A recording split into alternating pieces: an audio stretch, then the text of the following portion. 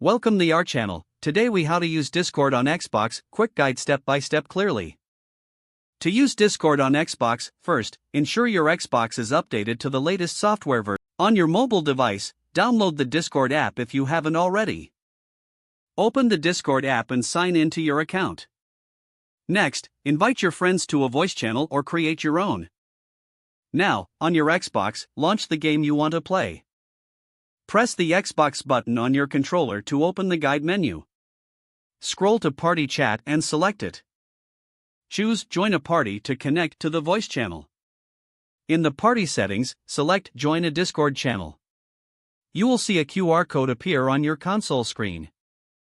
Using the Discord app on your mobile device, tap the plus icon to add a new server.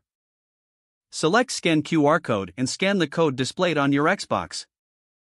Once connected, you can talk with your friends while gaming on your Xbox. Adjust your audio settings within the Xbox guide for optimal experience. Now, enjoy seamless communication with your friends on Discord while playing. If the page does not load, refresh the browser or try again in a private or incognito window. Make sure you are using the correct email address, then retype it carefully to avoid small typos.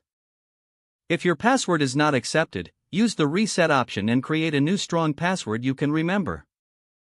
Check your spam folder for verification or security emails, then complete any requested confirmation steps.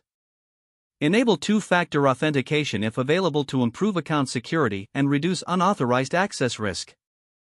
After signing in, review your profile details so your contact information and settings are accurate and current.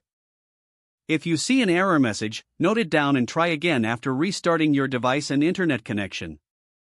Log out when you finish, especially on shared devices, to keep your account and payment information secure. If the page does not load, refresh the browser or try again in a private or incognito window. Make sure you are using the correct email address, then retype it carefully to avoid small typos. If your password is not accepted, use the reset option and create a new strong password you can remember.